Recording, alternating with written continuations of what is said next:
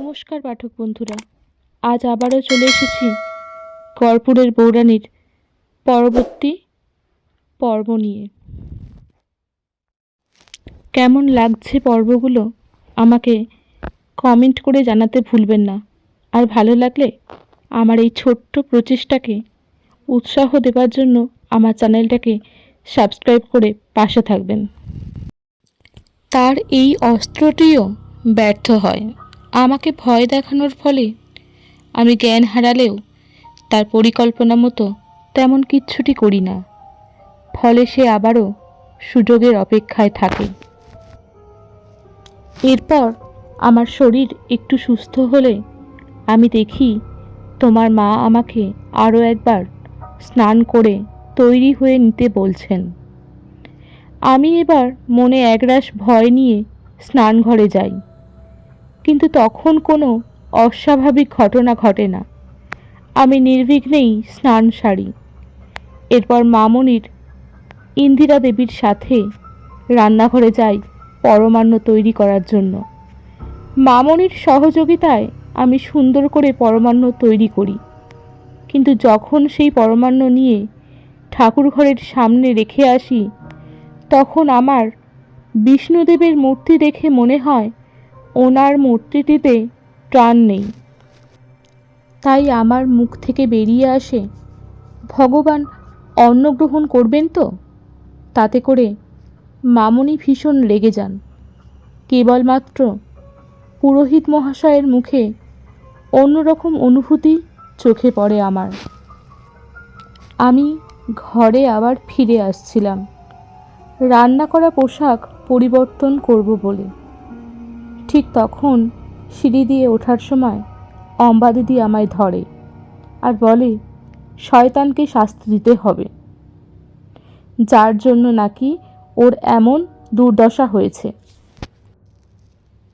আমি অবাক হই। কিছু বলার আগেই ঠান দিদি আমায় সরে যেতে বলেন আর অম্বা দিদিকে বেঁধে রাখা হয়। আমার অম্বা দিদির জন্য ভীষণ কষ্ট হয়। ফিরে আসি, পোশাক পরিবর্তন করি, তারপর পুজোর জায়গায় যাই। ভোগ নিবেদন পর্ব সমাপ্ত হয়। আমি পুরোহিত মহাশয়কে প্রণাম করি। উনি মনে মনে আমায় আশীর্বাদ করেন, কিন্তু আমি ওনার কথা শুনতে পাই। উনি যেন মানস কণ্ঠে বলছেন আমিই নাকি হালদার বাড়িকে অভিশাপ মুক্ত করতে পারবো। আর তারপর তো সবাই ভোগ গ্রহণ করে। বাকি সব ভোগ গ্রামের সকলকে খাওয়ানোর ব্যবস্থা করা হয়। তখন সে আমায় অপয়া করার জন্য নিরামিষ ভোগে মাংসের টুকরো মিশিয়ে দেয়, কিন্তু ব্যর্থ হয়। কারণটা তুমি জানো, তবে সেটা লোক দেখানো। তবে তখনও পর্যন্ত আমি সেটাকেই ঠিক ভাবতাম। আজ দুপুরে ঘটে যাওয়া একটি ঘটনা আমার সেই ধারণাকে ভুল প্রমাণিত করে। এরপর আসি গত রাতের কথায়।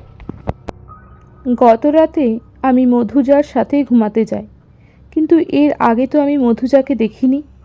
কিন্তু যখন মধুজার সাথে ঘুমাতে যাই আমি মধুজাকে দেখে মনে মনে ভীষণ ভয় পাই, কারণ আমি স্নানঘরে আমার প্রতিবিম্বের জায়গায় মধুজাকে দেখেছিলাম। কিন্তু ভাবি আমার হয়তো হ্যালুসিনেশন হচ্ছে স্নায়ুর উপরে চাপ পড়ার ফলে। তাই নিজের ভয় সংবরণ করি, আর তার এই চালটিও ব্যর্থ হয়। আর তখন সে আবার তার নতুন চালটি প্রয়োগ করে। আমার মাঝরাতে হঠাৎ করেই জলের পিপাসা পায়, কিন্তু ভাবি এত বড় ঘরে কোথায় জল খুঁজব, তার থেকে শুয়েই থাকি। কিন্তু পিপাসার বেগ তীব্র হলে আমি উঠে পড়ি এক প্রকার বাধ্য হয়েই। আমি উঠে গিয়ে জল খাই খাট থেকে দূরে একটি টেবিলের উপরে রাখা জলের জগ থেকে।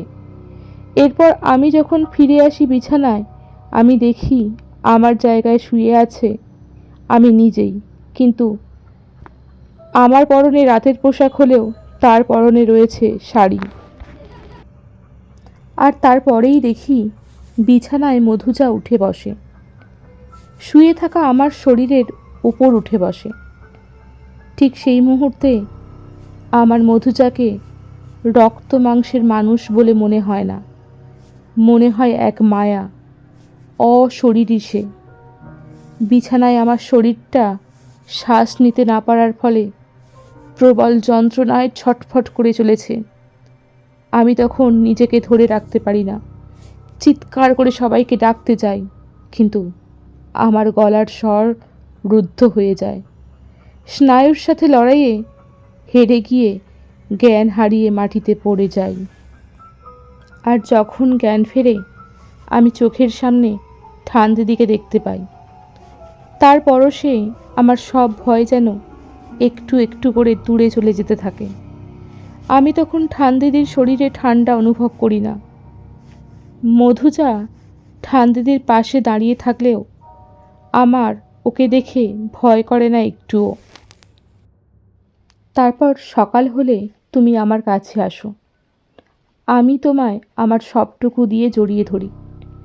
তোমায় তখনই আমার মনে হয় সবটুকু খুলে বলি, কিন্তু তুমি যখন বলো যে তোমার কিছু কথা বলার আছে আমাকে, তখন আমি সেটা শোনার জন্য কৌতূহলী হয়ে পড়ি। কারণ তখন অম্বা দিদির কথা, অলকানন্দা জেঠিমার করুণ ভয়ার্থ দৃষ্টি আর পুরোহিত মহাশয়ের বলা কথাগুলো মনে পড়ে যায় আমার। তাই ভাবি তোমার কথাগুলো শুনলে হয়তো কিছু একটা সমস্যার সমাধান হবে। তোমার কথা শেষ হতে হতে সকাল গড়িয়ে দুপুর হয়ে যায়। আমি সামান্য খাবার খেয়ে ঘুমিয়ে পড়ি আর ভাবি এখানে আসার পর থেকে যা যা ঘটেছে সব তোমায় রাতে বলবো। কিন্তু ঘুমের মধ্যেই আমি এক জীবন্ত স্বপ্ন দেখি, যদিও তখন সেটা আমার স্বপ্ন নয়, বাস্তব বলেই মনে হয়েছিল। স্বপ্নে দেখি আমি হেঁটে চলেছি একটা রামধনুর পথ ধরে, যে পথ তৈরি হয়েছে আমার হাতের ত্রিশূলে সূর্যের আলো পড়ার ফলে। আমি পৌঁছে যাই একটি ঘরে, আর সেই ঘরে গিয়ে দেখি সেখানে তোমায় বেঁধে রাখা হয়েছে, আর সেই ঘরে আছে মধুজা, যাকে আমি আগেই সন্দেহ করেছিলাম। কিন্তু আরও একজনকে দেখে আমি ভয় ও বিস্ময়ে তাকাই, সে হলো ঠান্দিদি। যজ্ঞের অগ্নিকুণ্ডের সামনে বসে দুর্বোধ্য ভাষায় মন্ত্র উচ্চারণ করে চলেছেন ঠান্দিদি। এবার আমি প্রতিটি ঘটনা মিলিয়ে নিতে থাকি, আর আমার অনুমান একেবারে মিলে যায়। মধুজা বা ঠান্দিদি কেউই আমার উপস্থিতি টের পায় না, একমাত্র তুমি ছাড়া। তুমি আমার দিকে একটি রত্ন ছুঁড়ে দাও, আর সেটিই নাকি তোমায় বাঁচাতে পারবে। আমি রত্নটি কুড়িয়ে নেওয়ার পরেই সেই জীবন্ত স্বপ্ন ভেঙে যায়, আর তুমি আমায় ডাকো।